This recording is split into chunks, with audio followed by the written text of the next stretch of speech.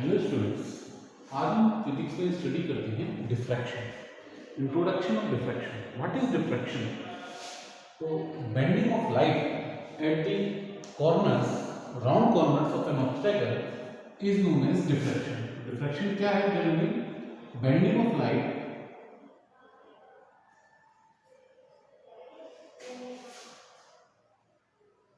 at the corners of object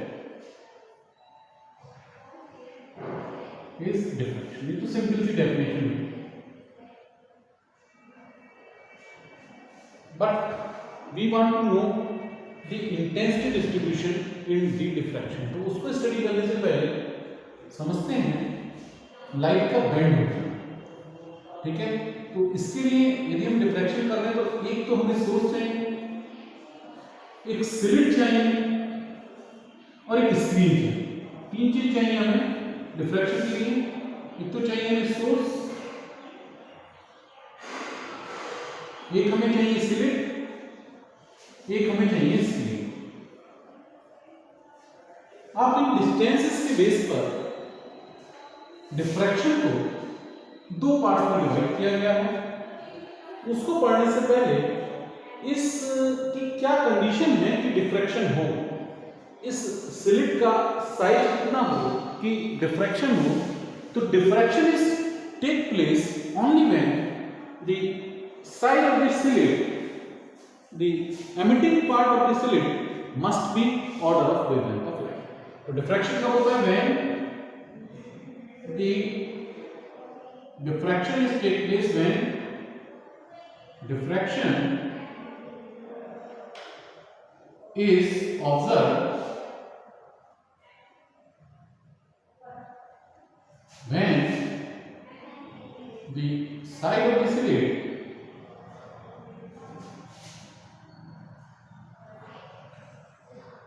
must be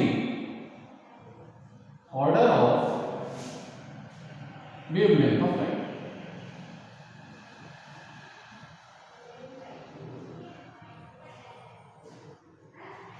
wavelength of light, ये condition है diffraction की।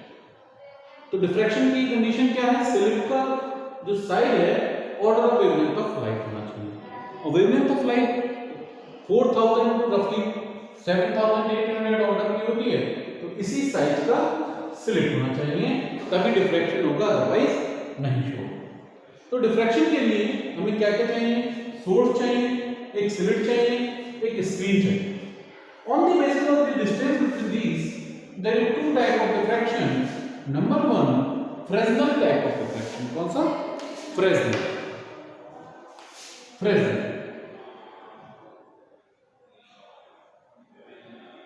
और second diffraction है Fraunhofer.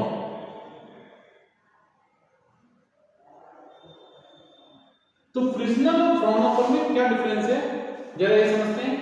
अगर सोर्स और स्लिट एंड स्क्रीन, ये डिस्टेंस अगर फाइनाइट है, किसके बीच का distance?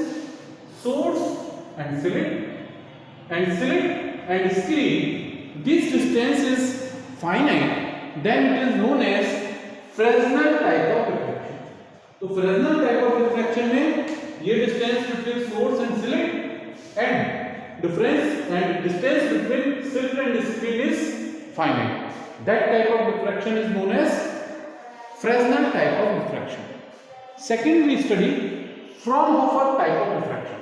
In Fraunhofer type of diffraction, the distance between source and slit or distance between slit and screen is infinite. यदि infinite distance हो तो इसको क्या बोलते हैं? Fraunhofer diffraction. अब हमने फिजिक्स में पढ़ा हुआ है, पैरेलल रेज यदि आती हैं तो हम उनको कहते हैं they are coming from the infinity. तो हम क्या है, यदि हम फ्राउनहोफर डिफ्रैक्शन पढ़ रहे हैं तो यहां पर हमें एक लेंस लगाने की जरूरत होती है जिसके फोकस पर स्क्रीन रखा हो, जबकि फ्रेस्नेल टाइप ऑफ डिफ्रैक्शन में इस लेंस की जरूरत नहीं होती है। इसी तरह से यहां पर स्क्रीन, इसके बीच में क्या है? लेंस है, और ये भी एक लेंस है। तो लेंस की जरूरत किसमें होती है? फ्राउनहोफर टाइप ऑफ डिफ्रैक्शन में। इस लेंस के फोकस पर सोर्स रखा है, इस लेंस के फोकस पर यहाँ स्क्रीन रखा हुआ है। तो this is the difference between Fresnel and Fraunhofer type of diffraction. अब आते हैं इंटेंसिटी डिस्ट्रीब्यूशन में क्या डिफरेंस है। एक हमने यंग्स डबल स्लिट एक्सपेरिमेंट पढ़ा, वो इंटरफेरेंस पे बेस्ड था, ये डिफ्रैक्शन पे बेस्ड है। तो स्लिट पर जो इंटेंसिटी ऑफ लाइट आएगी उनमें क्या डिफरेंस होगा इन इंटरफेरेंस एंड डिफ्रैक्शन, ये स्टडी करते हैं। तो यदि मान लेते हैं डिफ्रैक्शन हुआ है और ये स्क्रीन है, तो क्या होगा जरा स्टडी करते हैं। तो थोड़ा सा स्टडी करते हैं difference between interference and diffraction. अभी क्या पढ़ा? Difference between Fresnel and Fraunhofer diffraction. तो अब पढ़ते हैं difference between interference and diffraction. चीज ये की है, मगर आगे क्या डिफरेंस होगा ये समझते हैं। डिफरेंस बिटवीन इंटरफेरेंस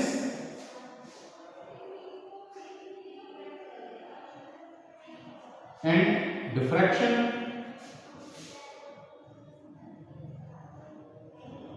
अब यदि देखें तो यदि मान लें this is interference and this is diffraction, तो इंटरफेरेंस में यदि हम देखें तो इंटेंसिटी डिस्ट्रीब्यूशन स्क्रीन पर कैसे आता है?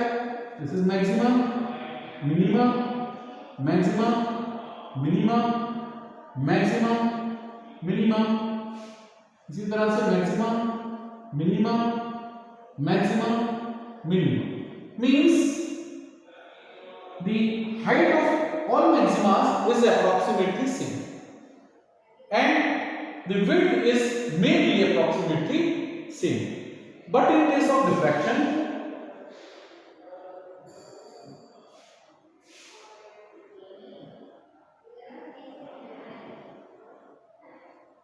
ये क्या है? Intensity.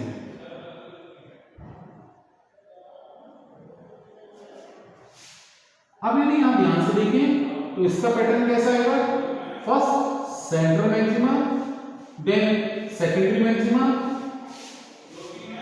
Then again secondary maxima and this is the secondary maxima, next secondary maxima and this is central maxima, I maxima. तो इसमें क्या देखें हम? यदि देखें ऑल मैक्सिमास है सेम इंटेंसिटी, और इसमें all maximas have not same intensity. किसमें? डिफ्रैक्शन। ठीक है। Width of all maxima may be same in case of interference. In case of diffraction, the width of all maxima is not same. ये है यदि हम shape देखें तो interference और डिफ्रैक्शन में इंटेंसिटी डिस्ट्रीब्यूशन में किस तरह से डिफरेंस आएगा, ऐसा ही सिमेट्री में यह चलता चला जाएगा। तो सेंट्रल मैक्सिमा के इधर उधर इसमें सिमेट्री होगी, किसमें? डिफ्रैक्शन। और डिफ्रैक्शन में क्या होता है बच्चों? इंटेंसिटी धीरे धीरे डाउन होती जाती है, जबकि इंटरफेरेंस में ऐसा नहीं। दूसरा, इंटरफेरेंस के लिए हमें कोहेरेंट सोर्स चाहिए। क्या चाहिए? Coherent source. कोहेरेंट सोर्स देखो,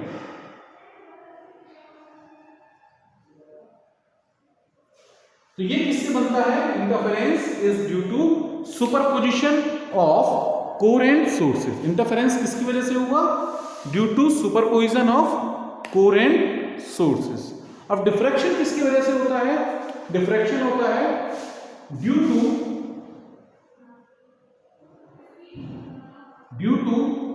सुपरपोजिशन ऑफ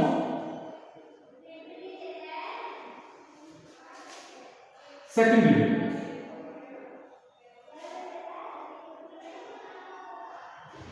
सेकेंडरी सोर्स कह सकते हैं। सेकेंडरी सोर्स के इंटरफेरेंस से डिफ्रैक्शन होता है, जबकि कोहेरेंट सोर्स के सुपरपोजिशन से इंटरफेरेंस होता है।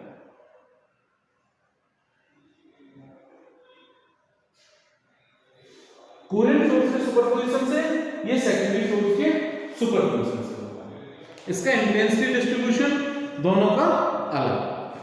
अब डिफ्रैक्शन में आगे बढ़ते हैं, ये सब चीजें आप नोट कर लीजिए, this is most important, exam में पूछा जा सकता है, तो नोट करिए।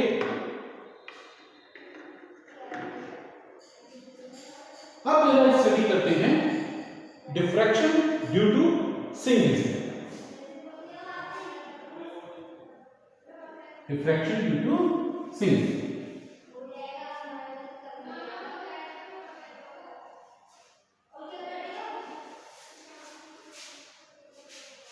तो डिफ्रैक्शन को स्टार्ट करने से पहले सिंगल स्लिट मैं आपके दिमाग में एक बात बिठा देना चाहता हूं, जो डिफ्रैक्शन के मिनिमा की कंडीशन थी,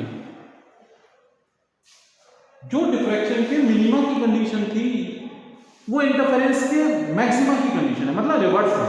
कैसे, जरा समझो। इंटरफेरेंस हमने पढ़ा, पार्ट मैक्सिमा के लिए पार्ट डिफरेंस कितना था, मैक्सिमा के लिए पार्ट डिफरेंस कितना था, किसमें, इंटरफेरेंस में, n, और मिनिमा के लिए पार्ट डिफरेंस कितना था, 2n - 1 इंटू लैम्डा, या +1 ले लेंगे यदि n 0 से स्टार्ट करें, n 0 से स्टार्ट करेंगे तो हम +1 ले लेंगे। ये क्या है, ये इंटरफेरेंस के कंडीशन, इंटरफेरेंस की फ्रिंजेस की मैक्सिमा और मिनिमा, या ब्राइट और डार्क फ्रिंज की कंडीशन है, या कंस्ट्रक्टिव और डिस्ट्रक्टिव इंटरफेरेंस की कंडीशन है, ठीक है। अब हम पढ़ते हैं डिफ्रैक्शन में क्या होगा। डिफ्रैक्शन में क्या होगा, जो इंटरफेरेंस की मैक्सिमा की कंडीशन है वो डिफ्रैक्शन में मिनिमा की कंडीशन हो जाएगी। मींस अगर मैं कहूं कंडीशन ऑफ डिफ्रैक्शन मिनिमा, तो डिफ्रैक्शन के मिनिमा में क्या होगा, पार्ट डिफरेंस कितना होगा, पार्ट डिफरेंस होगा n, डिफ्रैक्शन के मिनिमा में पार्ट डिफरेंस कितना होगा, n, ठीक है। तो ये प्रूफ भी हम करेंगे। अब पार्ट डिफरेंस कितना होता है जनरली, ये स्टडी करते हैं, पार्ट डिफरेंस कितना होगा डिफ्रैक्शन में, ये स्टडी करते हैं, जरा इसको आगे। तो ये आपको याद रखना है थोड़ा सा पॉइंट, ठीक है, कैसे प्रूव होगा ये भी डिस्कस करेंगे। अब मान लेते हैं diffraction due to single slit, diffraction due to single single slit diffraction means this is a slit, this is a source, here we use a lens, ठीक है, ऑब्जेक्ट से रे चलेंगी, जरा incident parallel raise on it,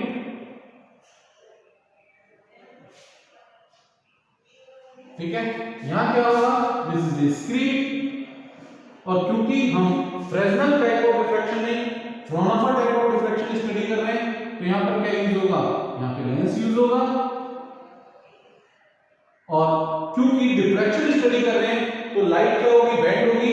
मान लेते हैं ये थीटा एंगल पर बेंड होती है, और थीटा एंगल पर बेंड होके पॉइंट P पर हमें इंटेंसिटी का डिस्ट्रीब्यूशन पता लगाना है कि P पॉइंट पर इंटेंसिटी लाइट की कितनी है, ठीक है। तो जरा उसको स्टडी। अब यदि लाइट बेंड नहीं होती, ये सेंटर पॉइंट, ये O, ठीक है। अब ये लाइट कितने एंगल पर डेविएट हुई, मान लीजिए थीटा एंगल पर डेविएट हुई, इसी तरह से ये लाइट भी थीटा एंगल पर डेविएट होके यहां पहुंचेगी, और ये लाइट भी थीटा एंगल पर डेविएट होगी और यहां पहुंचेगी, बट ये सीधी गई है, ठीक है। अगर ये डेविएट नहीं होती, सीधी जाती तो इससे मिलती, ठीक है। अब मान लेते हैं स्लिट की विड्थ E है, E क्या है, स्लिट विड्थ है, तो थीटा एंगल पर डेविएट होने के बाद लाइट यहां आएगी, ये मान लेते हैं स्लिट विड्थ AB है, ये मान लेते हैं नॉर्मल है, तो ये एंगल थीटा है, तो डेफिनेटली ये नॉर्मल एंगल भी कितना होगा, थीटा होगा, और पार्ट डिफरेंस कितना होगा ये देखें, पाथ डिफरेंस बिटवीन रे 1 and ray 2 to reach at point P कितना होगा? Path difference is equal to by geometry an। Path difference कितना होगा? an होगा। ये हमने नॉर्मल ड्रॉ किया है, तो ये मैथमेटिक्स लगाए तो क्या रिजल्ट मिलेगा? an is equal to e sin theta. तो यदि कोई डिफ्रैक्शन होता है और डिफ्रैक्शन में थीटा एंगल पर डेविएशन आता है तो पाथ डिफरेंस कितना होगा?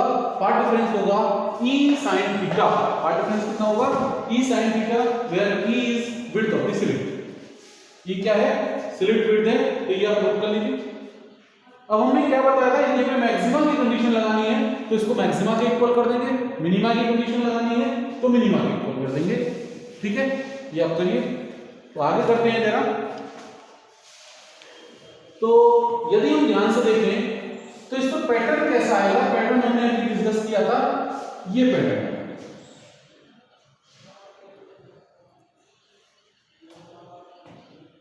This is the pattern.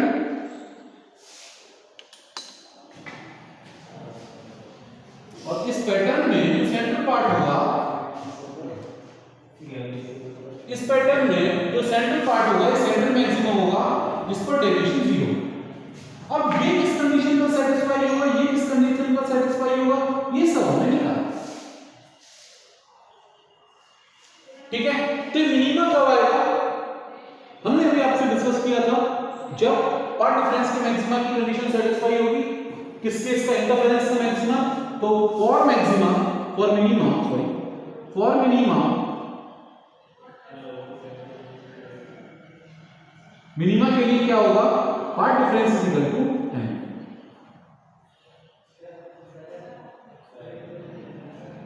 ठीक है, तो e sin थीटा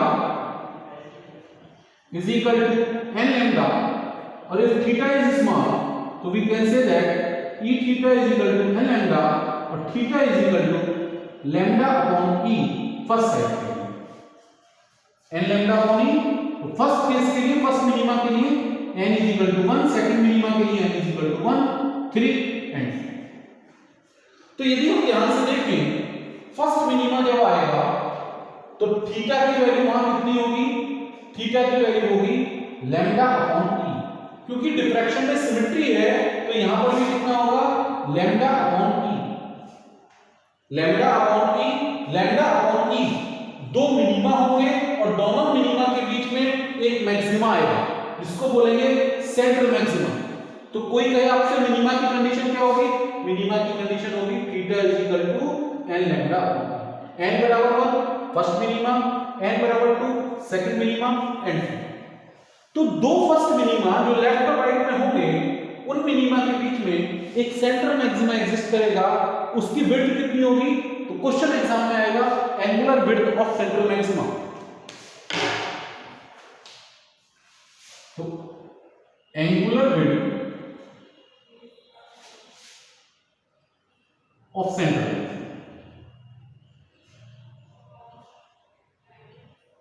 तो सेंट्रल मैक्सिमा का एंगुलर विड्थ कितना होगा?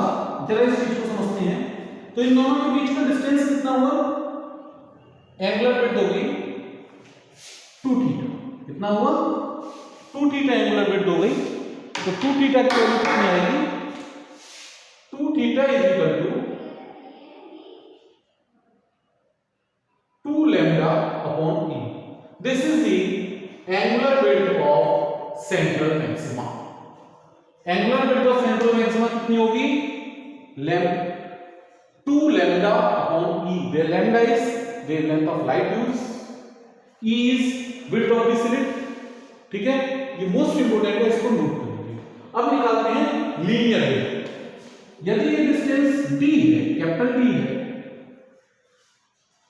तो यदि हम देखें एंगुलर विड्थ हमें निकालनी है, एंगुलर विड्थ हमने निकाली, लीनियर विड्थ निकालनी है, तो थीटा यदि हमें निकालना है तो this upon this, theta is very small.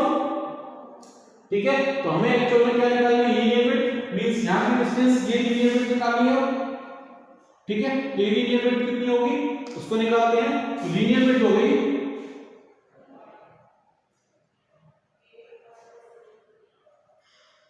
2 lambda e upon E into D.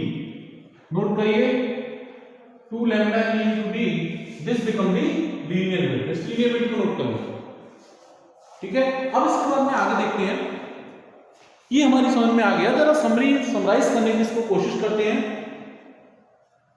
What is the difference between interference and diffraction? It is clear in mind. What is the difference between Fresnel and Fraunhofer diffraction? It is clear in mind. Third point हमने क्या समझा? Single slit diffraction. Single slit diffraction को यदि हमें दिमाग में रखना है तो इसमें एक क्वेश्चन बनता है, angular width of central maximum and linear width of central maximum. तो ये क्या कहलाएगी? Linear width of central maximum, ये कहलाएगी angular width of central maximum. That is very important. इस पर बेस्ड न्यूमेरिकल एग्जाम में जरूर पूछा जाता है, इसको आपको करना है, नोट कर लीजिए। ये एंगल है बेटा लैम्डा अपॉन ई, ये एंगल है थीटा की वैल्यू है लैम्डा अपॉन ई, ये डिफरेंट वैल्यू ऑफ थीटा है। ध्यान रखना, आप कंफ्यूज होगा। ये डिफरेंट वैल्यूज ऑफ थीटा है, उन पर हम पैटर्न ड्रॉ कर रहे हैं कि किस थीटा पर कैसा पैटर्न है। तो ये हमने थीटा के एंगल शो किया, ठीक है। इसको नोट कर लीजिए, आगे हम इससे आगे डिस्कस करेंगे। ओके, आज इतना ही। कोई कंफ्यूजन है तो विदाउट एनी एजिटेशन आप हमसे